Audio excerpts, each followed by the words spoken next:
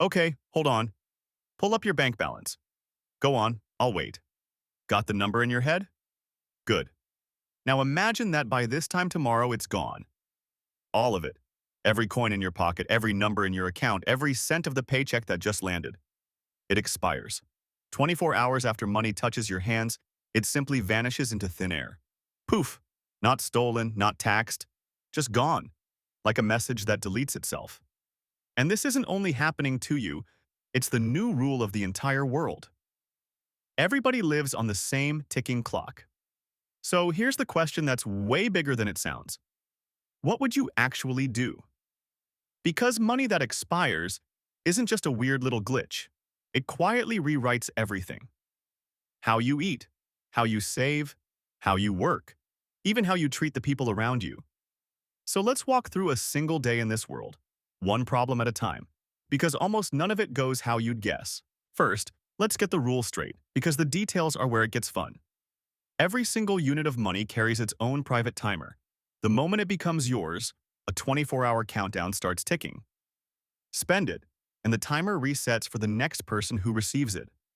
So money still moves around just fine. It just can never sit still.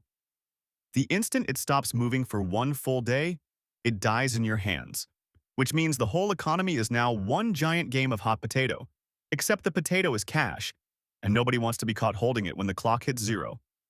Read that back and a strange question appears. In a world where you literally cannot keep money, what becomes valuable instead? Because trust me, something always does. That's the real thing we're here to figure out. So let's start where your day starts. Payday. Payday used to mean relief, a little exhale. In this world, payday is a starting gun. Your wages land at 9 in the morning and your clock starts that very second. You've got until 9 tomorrow before all of it evaporates. Suddenly, the whole city moves to the same heartbeat. Lunch breaks turn into frantic spending sprees. The shops are slammed all day, every day, because everyone is racing the exact same countdown. Use it or lose it stops being a cute phrase on a coupon. It becomes the basic law of survival. You learn to plan your spending like a military operation. And the worst feeling in this world isn't being broke. It's falling asleep with money still sitting in your account. First, let's get the rules straight, because the details are where it gets fun. Every single unit of money carries its own private timer. The moment it becomes yours, a 24-hour countdown starts ticking. Spend it, and the timer resets for the next person who receives it. So money still moves around just fine. It just can never sit still. The instant it stops moving for one full day, it dies in your hands, which means the whole economy is now one giant game of hot potato, except the potato is cash, and nobody wants to be caught holding it when the clock hits zero. You stop holding wealth as cash, and you start holding it as stuff. Real, physical things that don't expire. Cans of food, bags of rice, gold, tools, soap, a solid pair of boots. Your savings account moves out of the bank and into your cupboards. The richest person on your street is no longer the one with the biggest balance. It's the one with the fullest pantry and a garage packed with useful things. Money became a hot potato, so everyone converts it, fast, into potatoes that actually keep. Wealth stops being a number. It quietly becomes a shelf, and once everyone's wealth is sitting on shelves, something ancient comes roaring back. Barter. If your money burns but your tins of beans don't, then beans become a kind of money. You start trading things directly, hand to hand. A bag of rice for a haircut, a power drill for a week of babysitting. Storable goods turn into a second currency. A slow one, a steady one, the one that doesn't melt at midnight. Little swap markets pop up on every corner, trading the stuff that lasts. You'd get weirdly good at knowing what a jar of honey is really worth. Because now, it might just be worth more than the cash in your pocket. Okay, but here's a tricky one. How do you ever buy something huge? A house? A car? Anything you could never spend for in a single day. You can't save up for it. The saving is the exact part that's broken.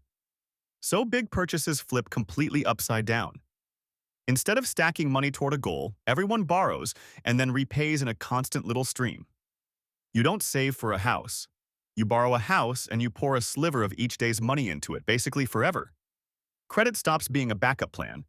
It becomes the only road to anything big.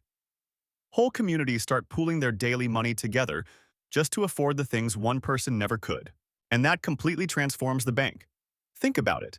A bank can't store your money because it would expire sitting in the vault overnight.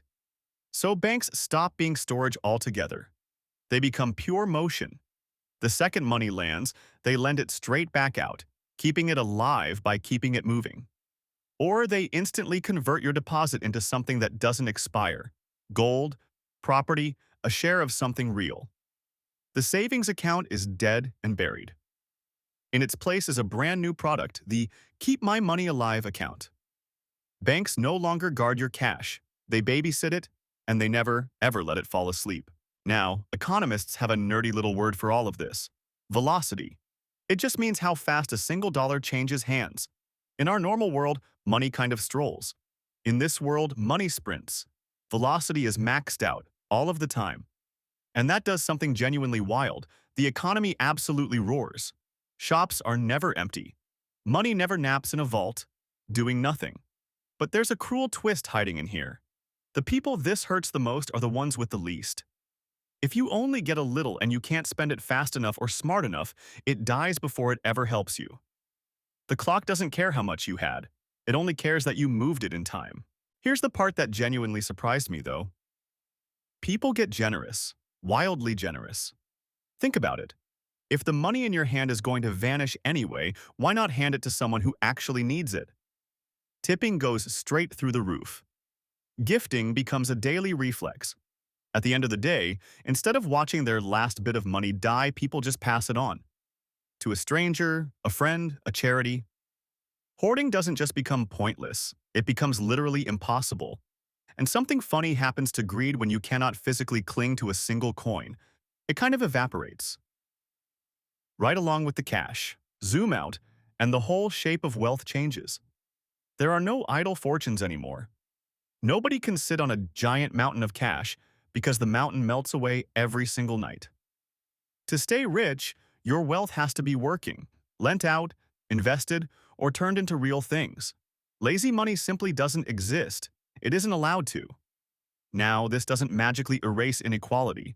People still end up with wildly different amounts, but it changes its flavor. Wealth can't just sit there quietly growing while you nap. It has to keep proving that it's alive.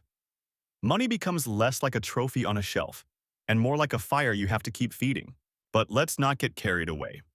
This world has a real dark side. Life becomes a daily scramble that never quite stops. Get sick for a day, sleep too long, lose your phone, and your money is gone whether you spent it or not. The clock has zero sympathy. The constant pressure to spend, right now, today, would fray just about anybody's nerves. And of course, scammers absolutely feast on it. They build their whole hustle around that last-minute, end-of-day panic, when you'll throw money at anything just so it isn't wasted. A whole creepy little industry pops up. Spend it for you, apps, frantic midnight sales, services that exist purely to catch your dying cash. In a world moving this fast, the people who fall behind hard. So, could you actually live in a world where money expires? Honestly? Probably. Humans adapt to almost anything. You'd get fast. You'd get generous. You'd get a little frantic. But you'd also lose one very specific fear. The fear of being broke tomorrow. Because tomorrow, everyone wakes up at zero together, and the whole race just starts fresh. And buried in all that chaos is a strangely beautiful little lesson. Money was never actually the thing you wanted. It was only ever a stand-in for what money turns into. Take away your power to hoard it, and you finally find out what you truly value. So, quick, you've got money in your hand and 24 hours on the clock. What is the very first thing you would buy? Be honest. I think your answer says more about you than you'd like to admit. See you in the next one.